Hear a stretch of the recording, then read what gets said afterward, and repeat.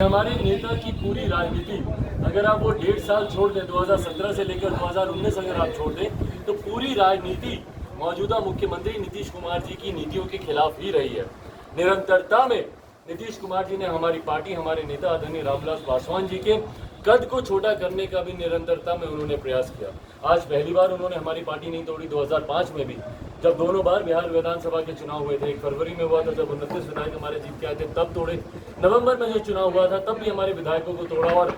आज जो उनकी पार्टी में मुख्य प्रवक्ता अब है नहीं, शायद मुख्य प्रवक्ता, पर उनको भी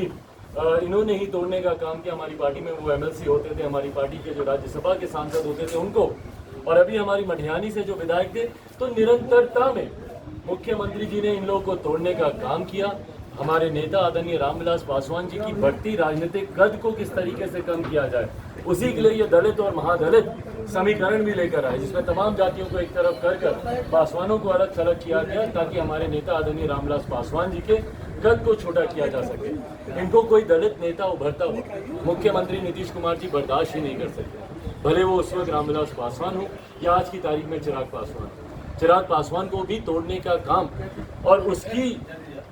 तत्परता इतनी और उसकी शिद्दत इतनी कि चिराग पासवान को कैसे कम किया जाए कि इन्होंने अपने नेताओं की बलि चढ़ाना भी उसके लिए मंजूर किया। हर कोई जानता है कि किस तरीके से इनके पार्टी के तमाम और नेता, ललन सिंह जी हों या तमाम और वरिष्ठ नेता हो, केसी त्यागी जी हों, सब लोगों ने कितना मेहनत किया, सब लोगों ने कितना काम किया। और आज जब उनको पुरस्कृत करने का समय आया तो सिर्फ चिराग पासवान को कैसे नीचा दिखाया जा सके, मेरे परिवार से एक व्यक्ति को इन्होंने शपथ दिलवाने का काम किया, उनको मंत्री बनवाने का काम किया, ताकि चिराग पासवान के राजनीतिक बढ़ते कद को कम किया जा सके। पर अफसोस इस बात का है कि मुख्यमंत्री नीतीश कुमार जी लाख प्रयास कर रहे, पर न चिराग पासवान की आवाज़ को वो दबा सकते हैं, ना मुझे मिल रहे जन समर्थन। आप सबके कैमरे में ये रिकॉर्ड है कि किस तरीके से हर जिले में हम लोग को एक मजबूत जन समर्थन मिल रहा है। और जिसके पास ये जन समर्थन हो, मुझे लगता है उसे किसी से डरने की जरूरत नहीं है। मुख्यमंत्री जी मुझसे बदला लेना चाहते तो सामने से आते ना, खुलकर मुझसे बदला लेकर, सीना ठोक कर बोलते कि हाँ मैं तुमसे बदला ले रहा हूँ। पर पीठ पीछे वार करना, मेरे परिवार को हथियार बनाकर मुझ पर वार करना। और दुख की बात यह है कि आज उनके साथ मेरे परिवार के वो लोग खड़े हैं जिन्होंने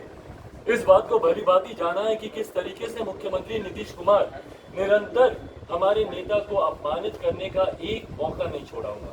जब मेरे नेता अस्पताल में भर्ती थे, जब एक तरफ देश के राष्ट्रपति फोन करके हालचाल पूछ रहे थे, प्रधानमंत्री दिन में 2-2 बार पूछते थे, देश का कोई ऐसा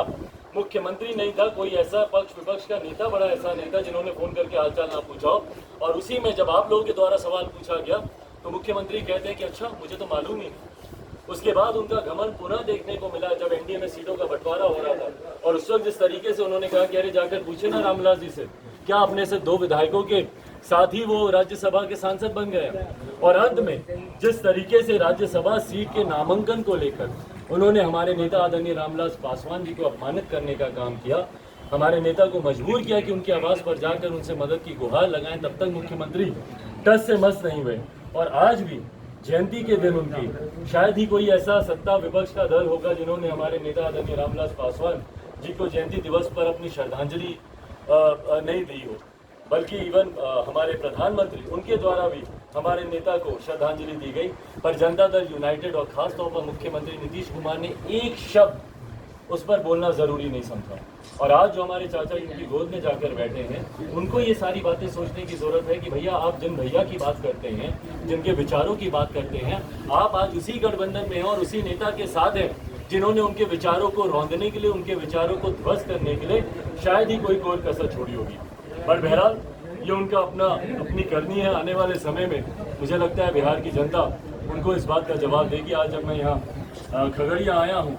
पहले तो मैं माफ़ी चाहूँगा इस बात के लिए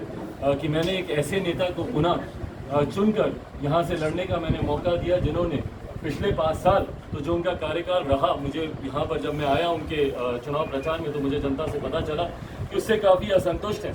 बट बहरहाल मुझे इस बात की उम्मीद थी, विश्वास था कि अपने दूसरे कार्यकाल में मौजूदा सांसद यहाँ के वो यहाँ पर अपने कार्यों को, अपने विकास की बातों को, और क्योंकि केंद्र की तरफ से निरंतरता में जब हमारे राष्ट्रीय अध्यक्ष उस वक्त के आदरणीय रामविलास पासवान जी मौजूद थे, उनकी तरफ से, उनके विभाग से केंद्रीय मंत्रिमंडल से हर तरीके की सहायता उनको निरंतरता में उनको प्रदान की जा रही थी। उनको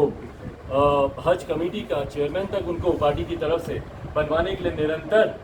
हम लोगों ने प्रयास किया और उनको ये मौका देने का काम किया। पर ये नहीं पता था मुझे कि उसके बाद ये पार्टी को और परिवार को जिस तरीके से धोखा देंगे। बहरहाल आने वाले समय में मुझे लगता है कि बिहार की जनता और ख़ास तौर पर खगड़िया की जनता उनको इन तमाम बातों का जवाब देगी। पर ये उम्मीद करता हूँ कि इस आशीर्वाद यात्रा के तहत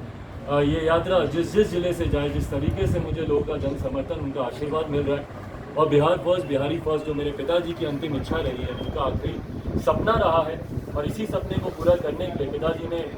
आखिरी दिनों में इस बात को स्पष्ट तौर पर कहा था कि अकेले चुनाव लड़ना किसी भी हालत में नीतीश कुमार जी के साथ मत जाना, वो तुम्हें तुम्हारी पार्टी को बर्बाद कर देगा। क्योंकि उनका एक अपना अनुभव रहा था मेरे पिताजी का और यही देखने को मिला कि नीतीश कुमार जी ने अपने नेताओं की बलि देते हुए